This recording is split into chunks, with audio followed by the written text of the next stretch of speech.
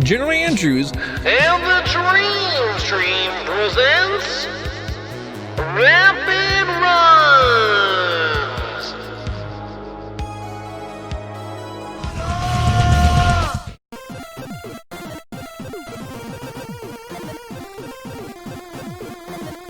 welcome on back, dreamers and new folk. This is a special edition of Rapid Runs, a Dream Race recap. The Dream Races are intended to showcase individuals' talents ranging from our musical opening act to racing, speedrunning, and even challenge runs of their respective games on display. The fourth event of Jackrabbit July's Dream Races was Arcus Odyssey for the Genesis by Mannix86. Commentary for this run was done by 𝐂𝐿𝐍𝐍𝐄𝐎𝐍𝐓. Let's see how it turned out.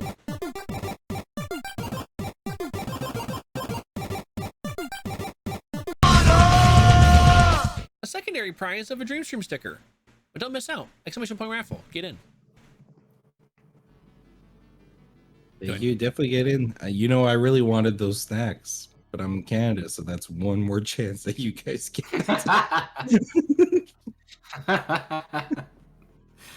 Yeah, that's true. I heard they're daunty.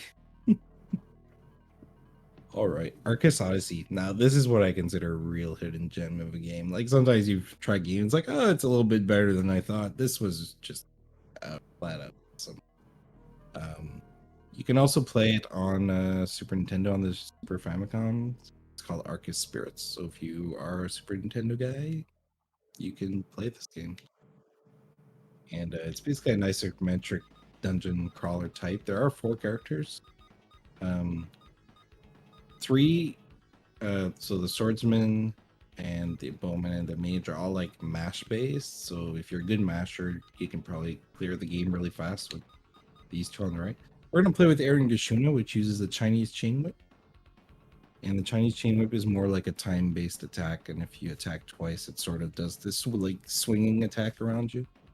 And yeah, it's my favorite character and sort of like the character with that's tank. So a little bit more sturdy with extra health to start.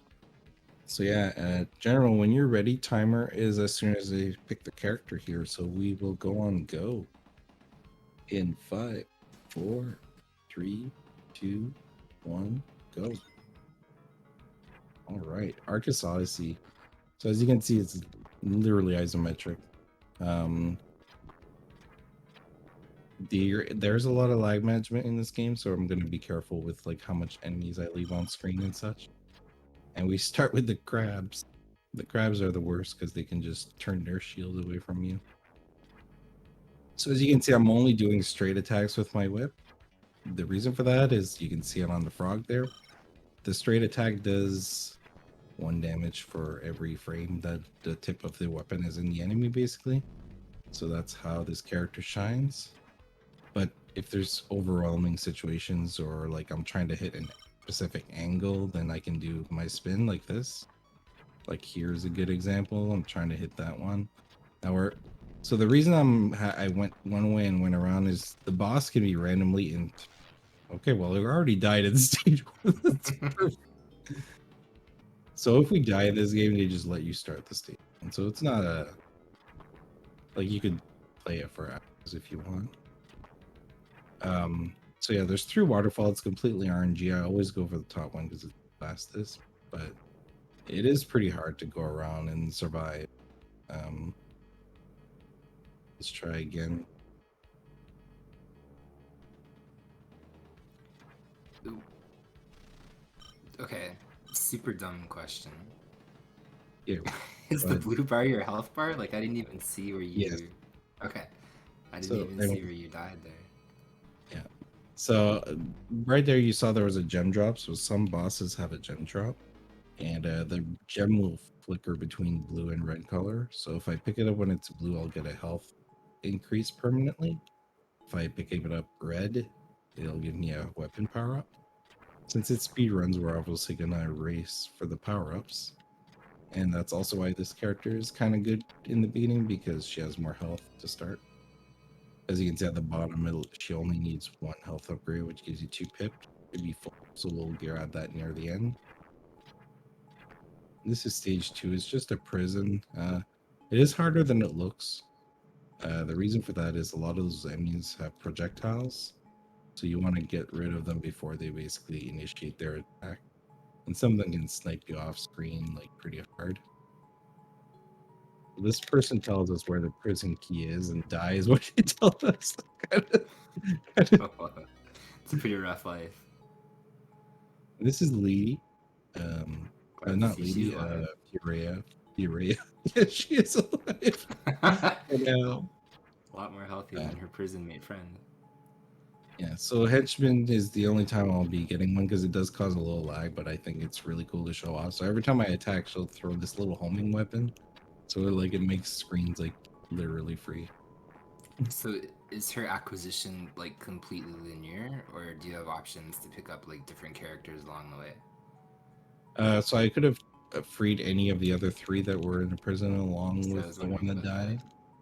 But I can choose to not get any of them. Like I could go through this. It's actually faster to skip taking a character.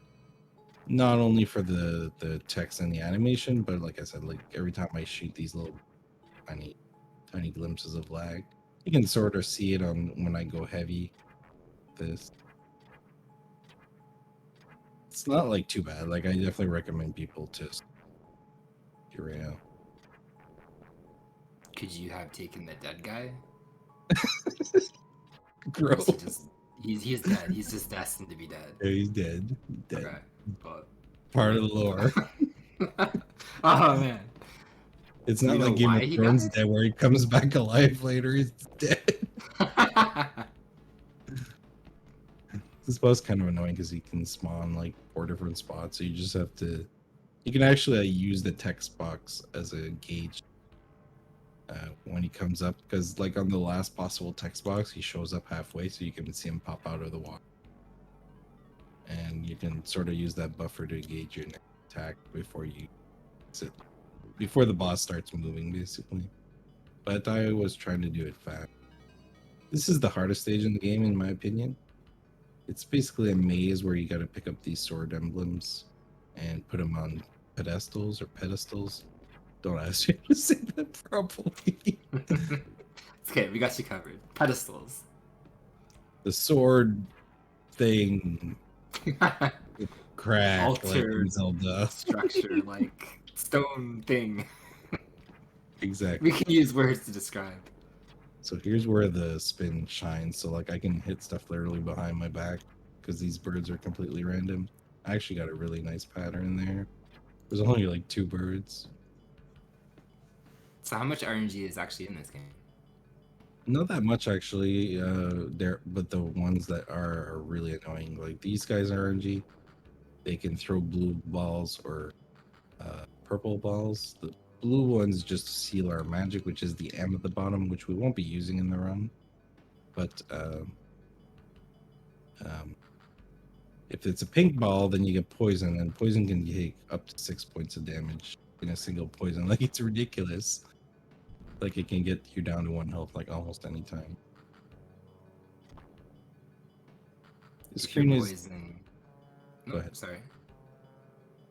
I was just gonna say the poison just like every 5 seconds just takes a health away. I was gonna say if you're poisoned with like less health than you have to survive, does poison kill you?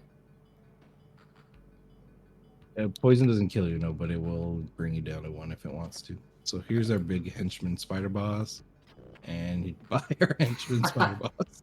Okay. Hi, bye. That was quick. I'm really I find like the sound of the weapon hit is like super satisfying. Like you can hear like all the frames hitting into the enemy. These ones like die really fast, but like the bosses, we'll see in actually for the boss of this stage. That screen used to be one of the hardest ones until Dagger and I figured out like how to like attack enemies from the edges like this. So you don't have to be like directly on them. Actually, when you mentioned Dagrin, I haven't seen this solo, but I did see you guys play it co-op. Yes. In terms of co-op run, how is this game? Because I thought that was really cool to see you two pair up to do anything. Like Dagrin is insane. He is a crazy good runner. Yeah. So it's actually slower. It's kind of like Turtles in Time, where there's more lag management and you're to the screen edges with your partner. But there are a few things that are optimized, like in this stage in particular. This will be a perfect example. So I have to go walk up all the way here and grab this emblem. Well, Dagrin could have stayed back at the bottom of the screen so that he's on the edge, so that when we turn around here, he can hit this door faster. The only one character needs to hit the door to transition. So there's a lot of relaying of walking. I like that from a game design point of view as well. There's actually a shockingly high amount of games back then that were 2-player, but like only 1 player could go through a door or something. There you go. So we're gonna take one more power here. That was the boss, by the way. At least he was stronger than the spider henchman boss thing.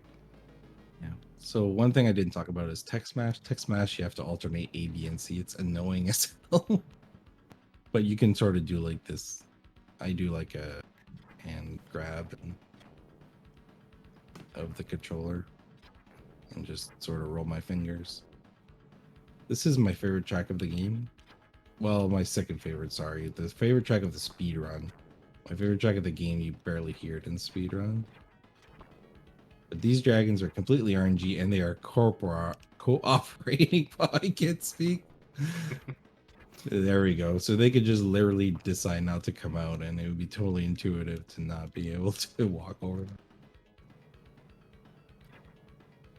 I saw Hush in that dialogue. Why was he being hushed? I have no idea. I don't read dialogue. I'm a speedrunner. There's an important line. They were probably telling us why that prisoner died, but now we never know. But I know you'll go totally play the game and find out for everybody because that's the kind of person you are. But no, one thing that this game does cheat you on is default option in text choices. So like often the first choice that your cursor is on is bad. So like when I went to that room, oh yeah, I can just walk around that one. I'm gonna grab some health for safety here. So now because we got that mysterious statue thing, now we can break these barriers of water. And now we'll see the game shine with all its mighty lag. But yeah, what I meant to say is like, even for the last boss, like he gives you a big, large text and at the end it's like yes or no. If you say yes, he kills you and restarts the stage. I'm like, what the hell? It's totally not cool. I love how that's defaulted on yes. There's a nice optimization here. Like I have to go around there to hit it, but if you have one of the character's projectiles, you can just shoot that barrier from the other side. All right, here we'll see why the weapon is so powerful early on. All the frames. I like that you can hear it. Like, it's like a little motorboat or something. so now we got the best weapon in the game because we went straight up for power. So like our weapon will be huge and more powerful, but it's still one of the characters is damaged that near the end of the game falls off. That's like a really strong early character. And I say that when I died in the first stage. Not the first 10 seconds. Just like fell to her death. Like here I always like don't mash enough. It's like I think the text is done, but it's not. So this stage, the gimmick is there's these little mirrors all over the place that we need to break to open up the next path. But we have to break that weird centralized crystal first. There. And they spawn at the same time every time though, so no secrets.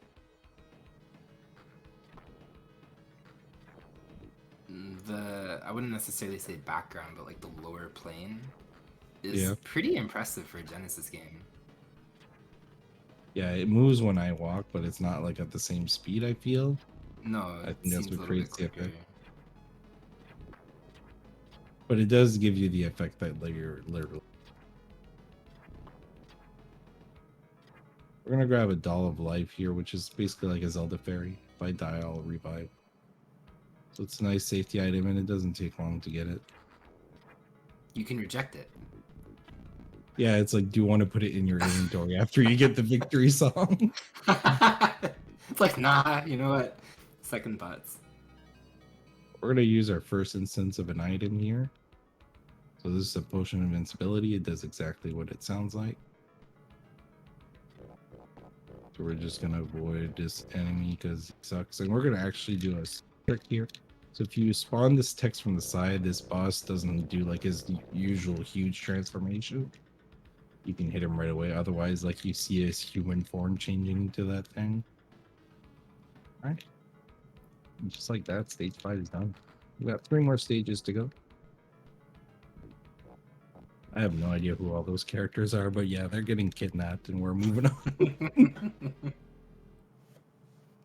This is like your tower climb type of stage, so there's going to be several mostly unique enemies.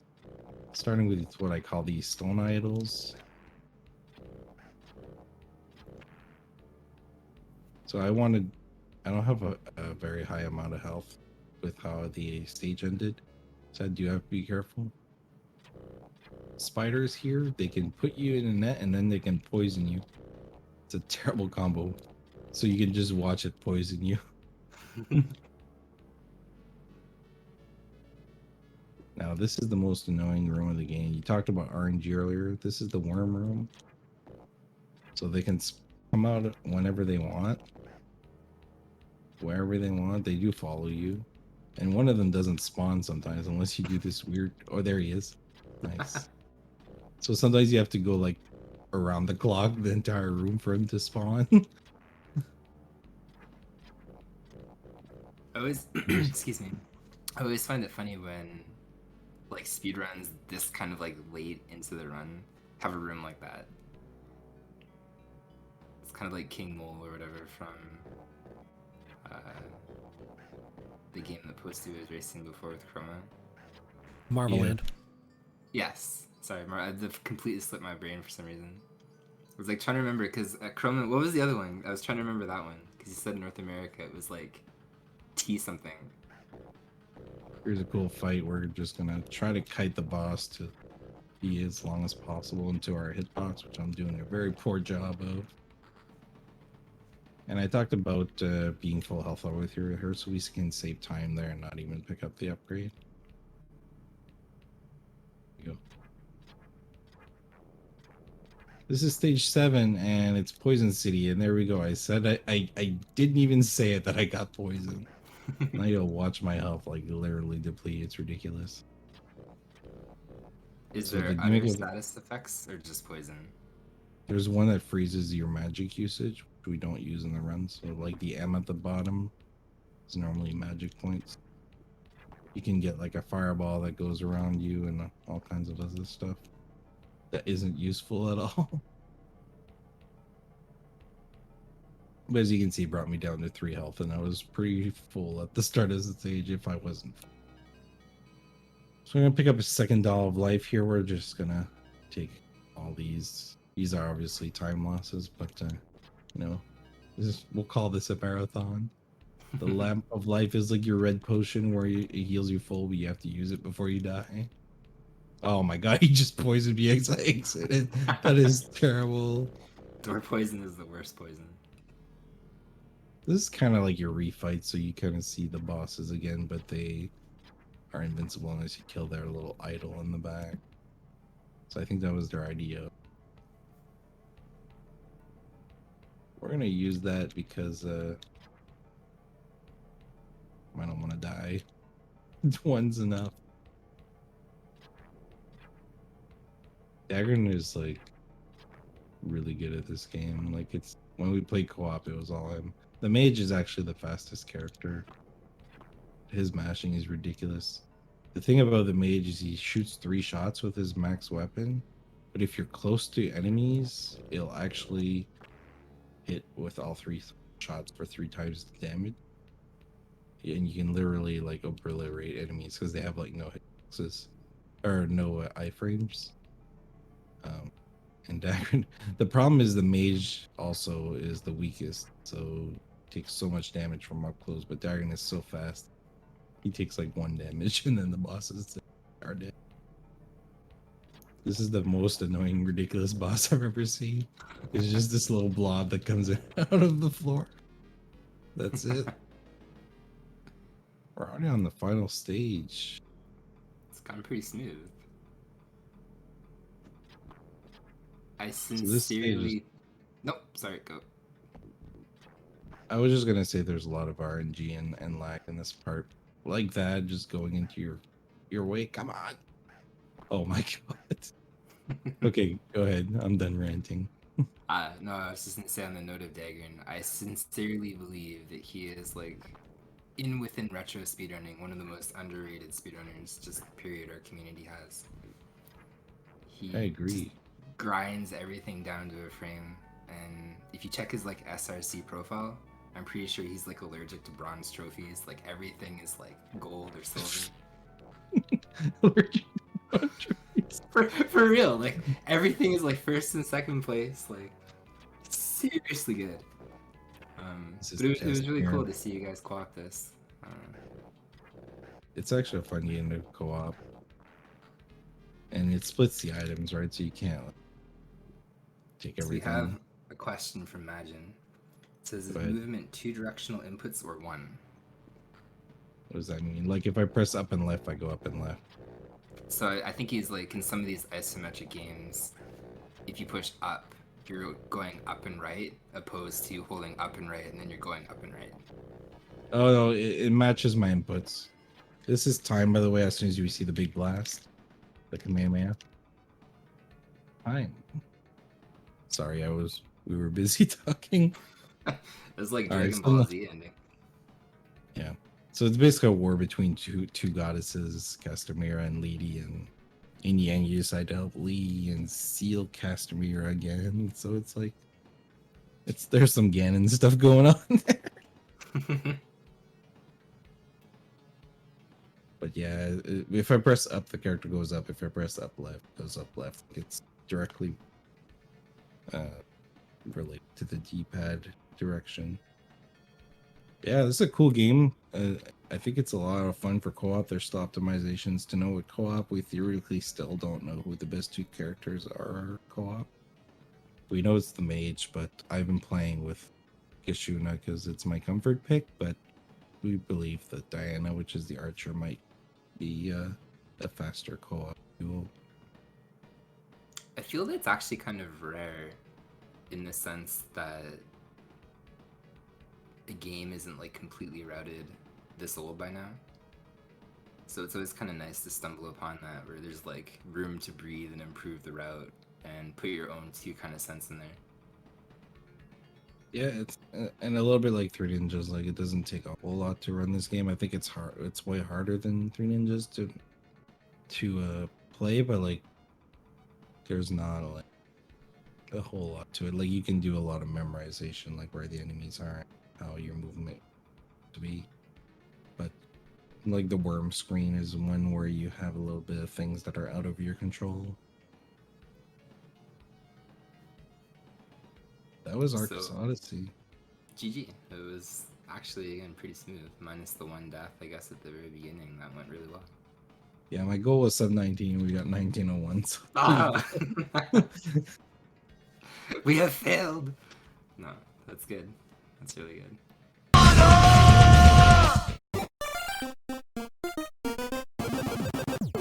The first minute was intense. Mannix died quite quickly to start the showcase before settling on in and showing off finally honed skills while wielding Aaron Gashuna. That was exciting.